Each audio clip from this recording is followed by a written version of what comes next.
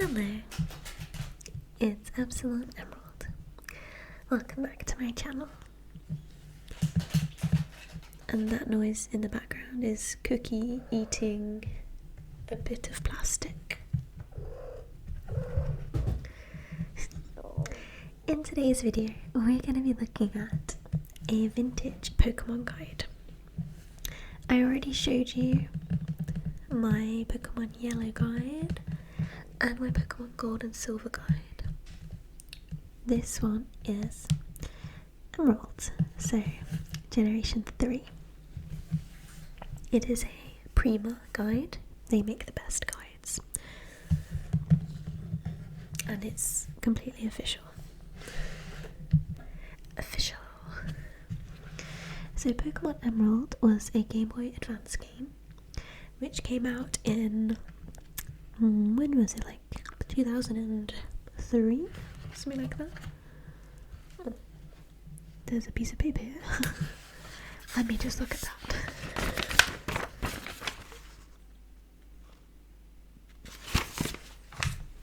Okay, that was something about my home insurance from 10 years ago, so let's see, when was this guide made?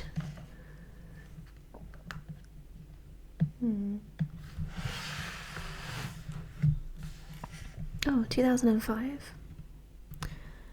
That's later than I thought, because I thought Diamond and Pearl came out around 2005. I must be wrong.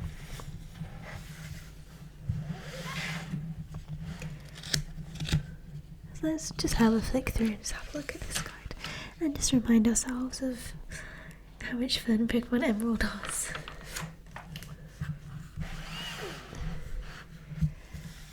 And by the way, my YouTube name, Epsilon Emerald, is not really named after Pokemon Emerald. I know it kind of is. So when they released Omega Ruby and Alpha Sapphire, I remember thinking to myself, oh, I wonder what Emerald would be called. And I thought of the Greek letter that begins with E, so that it would alliterate, and I thought of Epsilon Emerald, and it's a really perfect name for me because when I was like 10 years old and I first played Pokemon, my player character was always called Emerald because my real name is Emma, and Emerald and Emma kind of sound the same. Emma, Emerald, kind of sound the same. And then Epsilon is my favourite Greek letter because it's like an E, and it's shaped the way that I write the letter E anyway. Also, Epsilon stands for a number that's really small, and I'm really small. Anyway, Pokemon Emerald is the third jewel in the line of Game Boy Advance Pokemon games, the companion to the best-selling Pokemon Ruby and Pokemon Sapphire. Blah, blah, blah, blah. Collect all of the 200 Pokemon from Ruby and Sapphire. If you'd like to see me name all 200 Pokemon, I thought it wasn't 200 though, I thought it was, how many? I've got it right next to me.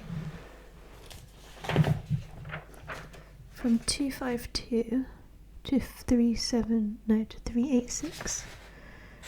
So that's like 134.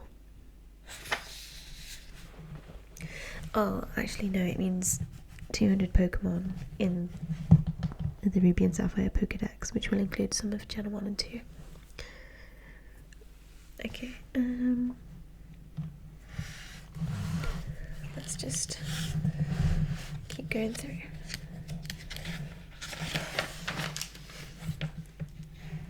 So this just explains about the HMs. You know what, I don't like HMs. I really hope that HMs don't exist in the newest games. I just don't like them. I liked how it was in Let's Go Eevee, Let's Go Pikachu.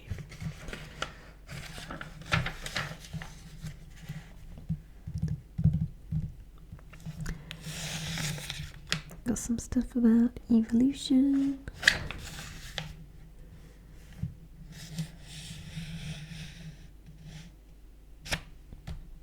What? Really? What? Pokemon keep track of family trees. You cannot mate the offspring of a Pokemon with its parent, even if they're compatible. I didn't know that. Is that... Wow, that's really weird. They got rid of that. That's not true in Gen 4, I'm sure of it. You can't mate a Pokemon with its parent. I wonder why. Like, I mean, Pokemon don't care about incest, right? I mean, they're like animals. They're like, you know, bunny rabbits don't care about that, do they? That's so weird, though. I actually did not know that.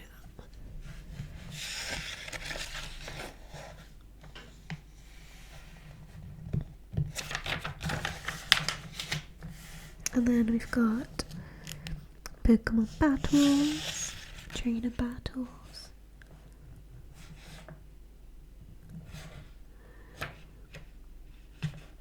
Oh, and then double battles. Yeah. Natures. Were natures introduced in Gen 3? Or did Pokemon have natures in Gen 2? I feel like they didn't. Okay, then we've got the walkthrough. And a lovely map. They usually do this as like a poster that you can pull out, which I really like. I actually had a big like gallery wall on my bedroom wall of all the different maps that I've collected from these guides, which made like a pretty cool gallery. But I got bored of it and I took it out.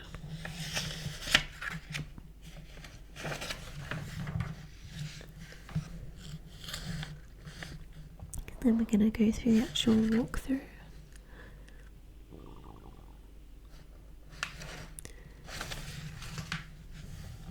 That's so weird.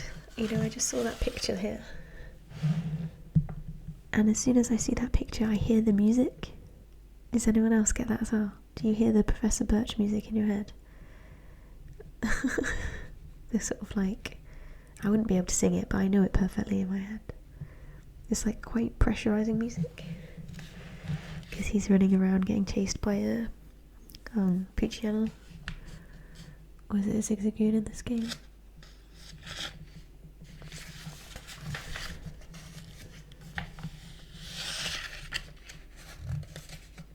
I really liked the way that the the Game Boy Advance games looked. There's like a very distinct style to it. I think it's really nice.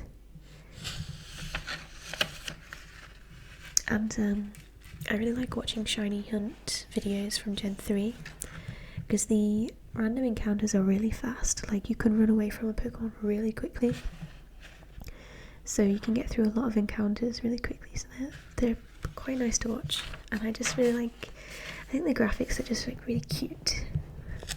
There's a really nice style to it.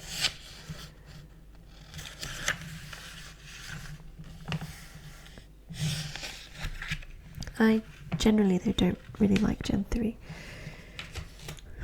I didn't play it when it came out.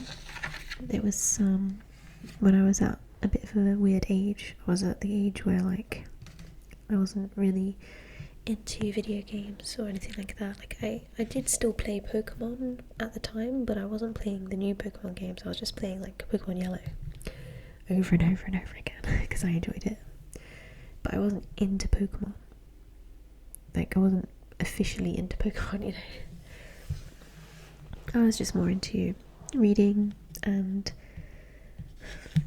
doing GCSEs, I guess.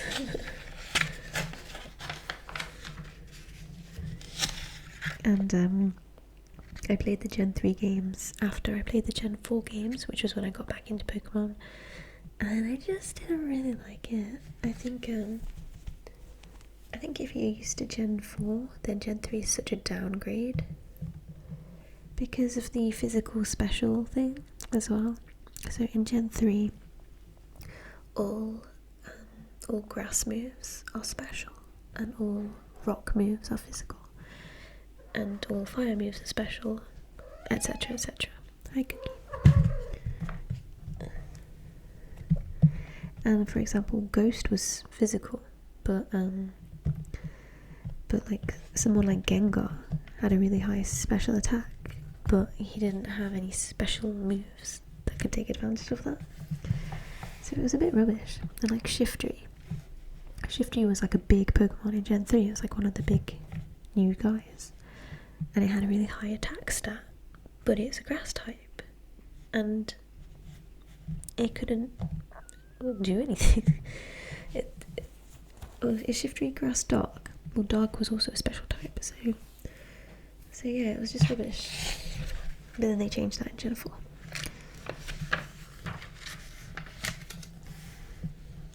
But I have to say, I did really, really love Aurus. I absolutely loved it. I didn't think I would love it as much as I did, but I thought it was really well done. I didn't even get annoyed by the surfing, because in Emerald I got really annoyed with surfing. I don't like surfing anyway. It annoys me because all of those random encounters, and it's always a tentacle.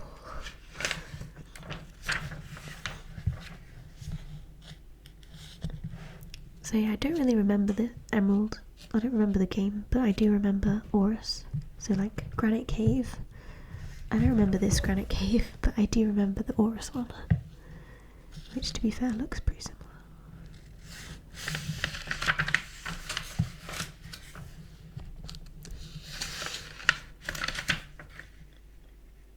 I can hear the trumpets in my head. Can you? Just looking at this, I can hear the trumpets. I remember this route as well, from Aurus. I've got a shiny Electrike from Aurus, and a shiny Plusle and a shiny Minor.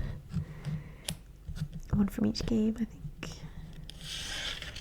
I did a lot of shiny hunting in Aurus because I love doing shiny hunting in horde battles. It's so quick because you see 5 Pokemon at a time, and I don't think the odds of each individual shiny have been increased in a horde. I know that they can have hidden ability, but I don't know if they increase the odds like they do in Safari Zone.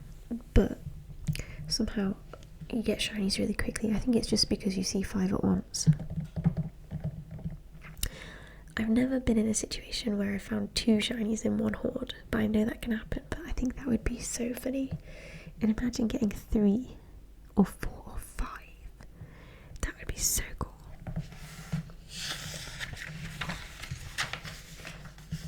So yeah, I've got lots and lots of shinies in Aurus from doing hordes.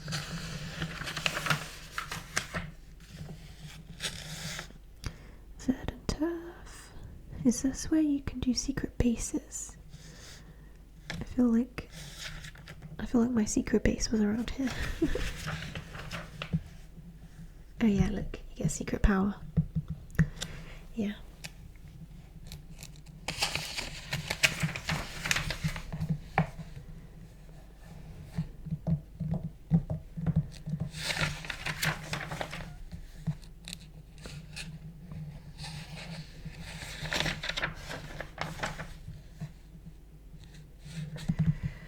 There's the Pokemon that I couldn't remember. Well, actually I remembered it, but I thought it was Gen 4. Dear. Mount Chimney. With all the ash that you had to collect as well.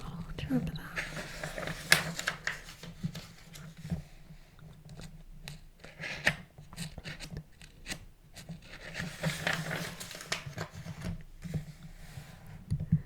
Oh, the new Morphle. Oh, yeah.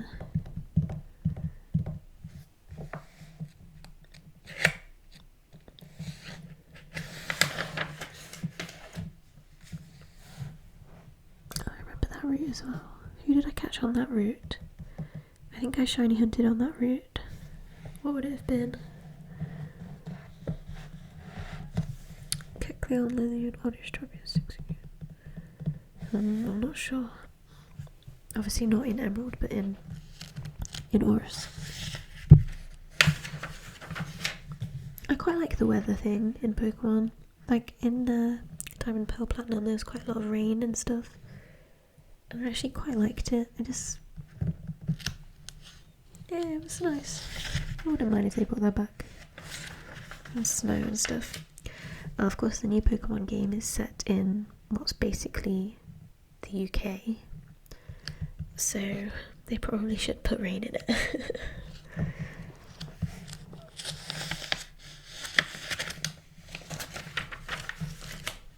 You know what I really miss about, well, what I really missed in Pokemon Let's Go Pikachu, Let's Go Eevee was that there was no Safari Zone. And I know there's Pokemon Go Safari, but that's not the same. I actually really think a Safari Zone in that game would have been so much fun. They really dropped the ball there. So I hope there's a Safari Zone in the new game.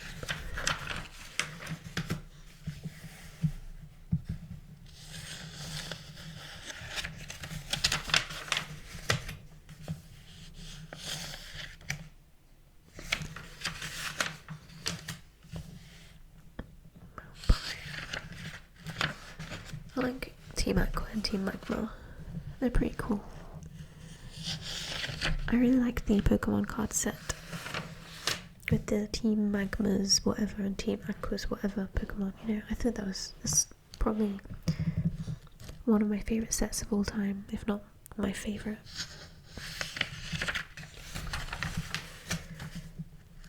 I think I stopped playing Emerald when I got to these gym leaders. I don't think I ever got any further. I think I was in the middle of their gym when I just stopped playing. I just didn't enjoy Emerald very much. I wasn't too attached to my team. But I really like Taurus. Yeah.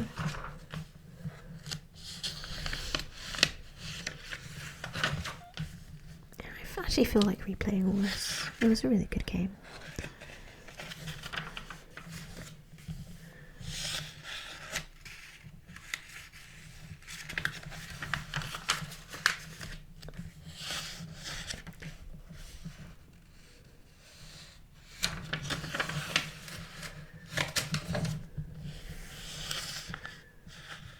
Sky Pillar, that's really cool. Really cool place. With Rayquaza.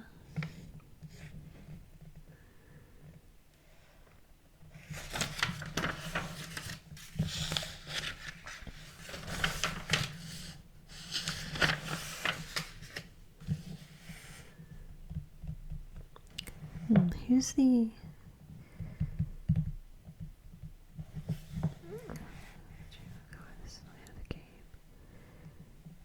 Battle Frontier, yeah, the Battle Frontier.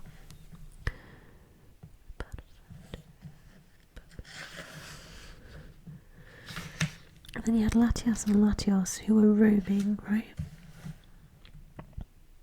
So after you beat the Elite Four, they start roaming.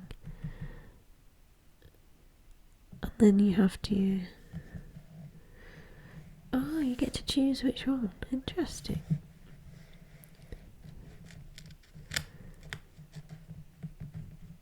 Apparently they're really hard to catch. I never did. I caught them in Aurus, obviously, but got a shiny Latias actually in Aurus, which took me months, months of self-resetting. Why didn't I catch shiny Latios? Oh, because I'd already caught it in the because I was only shiny hunting in my second game, which was Ruby. And in Omega Ruby, you get given a Latios, and then you have to catch a Latias, I think. Yeah.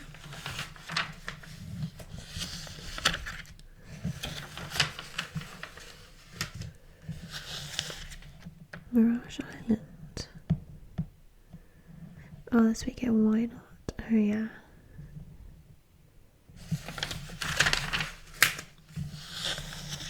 And then there's the Battle Frontier. I really liked the Battle Tower, is that what it was called?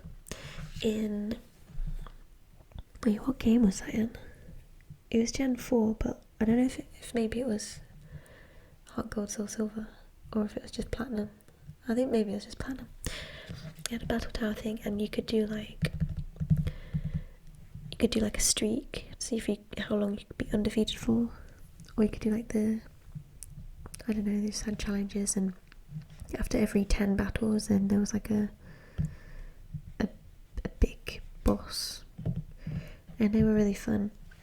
There's some really challenging battles, especially if you do doubles. Doubles are a lot more strategic, a lot more interesting.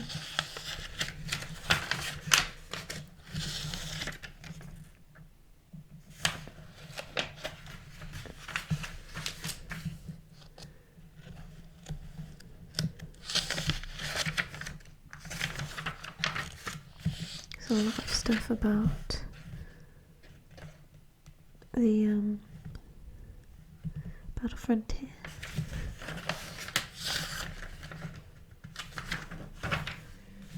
Oh, and then we've got the Pokédex, which I did a pretty decent job of naming everyone.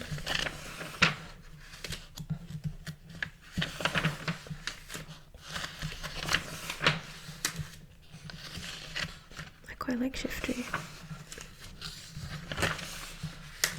And I really like Gardevoir.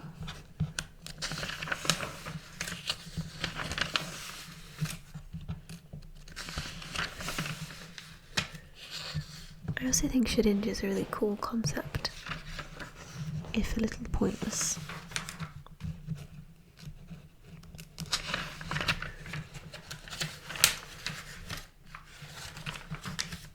And I really like Azumarill because of its ability, huge power, which is not mentioned here, so it must be a new ability.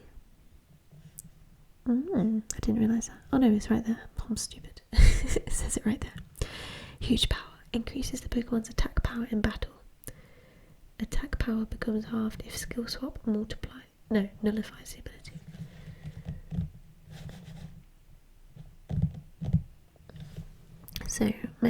So huge power doubles your attack stat, and its attack is like not that good, but once you've doubled it, it's good.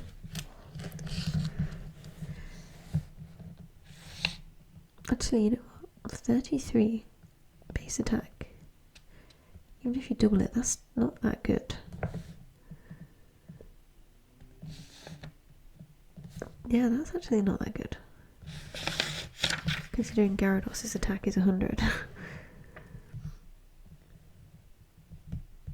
I didn't realise Gyarados had that good of an attack.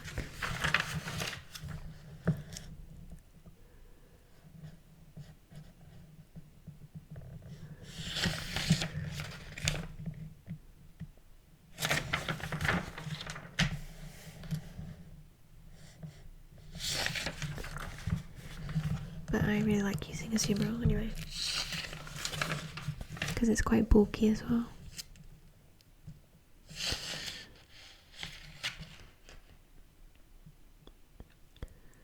I'm not sure if these stats are right.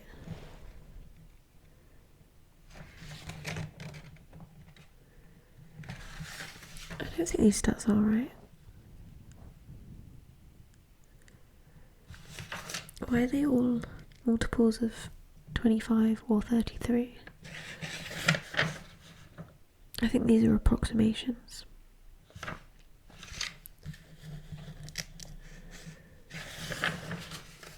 Yeah, I don't think these are right.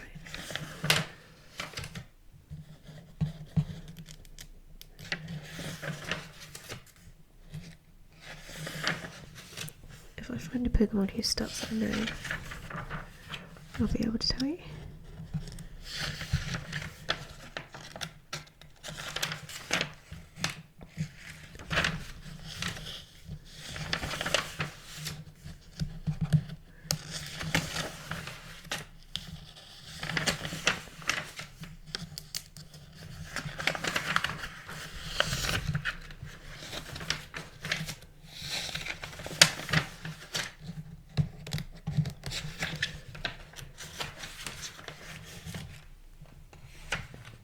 It was in Pokemon, what was it called? It was a game for the Wii where you battled. It's like Pokemon Battle Revolution. Yeah, it was called Pokemon Battle Revolution. And it was such a good game. Honestly, they need to make a new one for the Switch. It was so good because they had teams, like AI teams that you could battle that were actually really good. Like, they had some good strategies, and they were interesting strategies that, like, I hadn't come across before. Like, humans over the internet didn't generally play these teams, so it was kind of fun. And one of the teams that was quite good had a Cradily, which is actually very bulky and also has a nasty moveset. So it used to do toxic, and what else did it used to do? It used to protect, of course. Not sure what else, but it was actually quite difficult to beat. There was also a team with an Armaldo, but I don't think Armaldo was that difficult.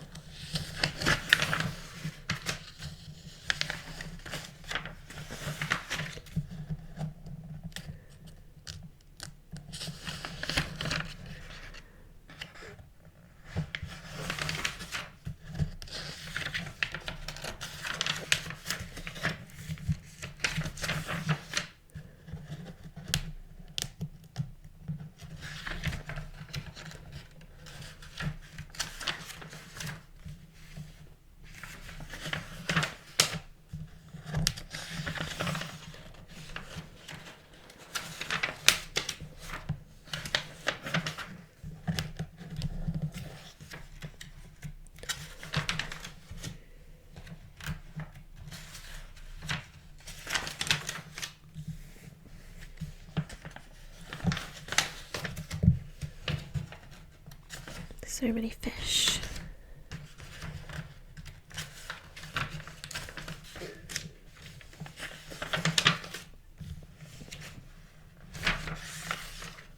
I love legendary Pokemon as well. Although it's probably even more in Gen 4. Deoxys was a weird one. Like, I think in the original Gen 3, so like back in 2005, I think the only way to get Deoxys in the UK, I might be wrong on this, but if I remember correctly, the only way to get Deoxys was to actually post your copy of the game to Nintendo. So you had to actually post your cartridge to them, and then they would post it back and it would have Deoxys in it. Isn't that just the weirdest thing you've ever heard? I remember getting legendary Pokemon, like event Pokemon. Like, these days, what happens is you go to your game shop and they give you a, like, leaflet with a code in it, and then you just put the code in. But back in the day, you used to have to go to, like, not these days, but later than this, like, let's say 2010, you know, you used to have to go to a shop like Woolworths or Game or somewhere like this, and they would have like a I don't know, Bluetooth Wi-Fi type thing. I don't even know what it was. And you used to just have to stand next to it with your DS Lite, whatever, and get the Pokemon from that. But you had to physically go to the shop. And I remember travelling like quite long distances to get these Pokemon because there wasn't one like nearby. So like you had to travel across the land. It's actually far and wide to get all these Pokemon. Like, I remember when I went to get Arceus, I travelled like an hour on the train. But that was actually a really fun day. Battled some people and stuff. It was really cool. And in a way it was good because it made it more of an event. Because they were called event Pokemon. And it really was an event. Whereas now you just go to the shop and they give you a leaflet and you just type it in. That's not really that interesting. Okay, here's the move list. And then contest moves. Items. Secret base decorations. That I don't think secret bases were really that interesting. But what I really loved was the underground in Sinnoh. I loved digging for fossils and plates and stuff. I hope they bring that back. Well, if they ever do a Gen 4 remake, I guess they will.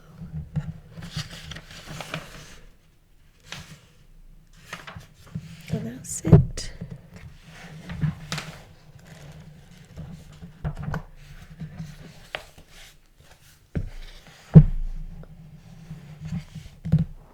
And this was $12.99. It's weird because I feel like even today a Prima guide would cost about $12.99. So inflation hasn't really affected these, which is interesting.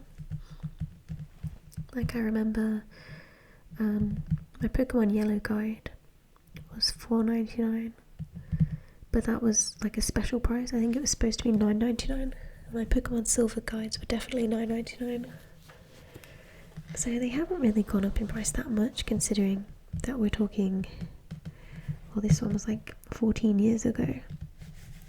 Wow, this is 14 years old. Wow, I taught some students today that were not born when this guide was printed. Wow, that's really weird.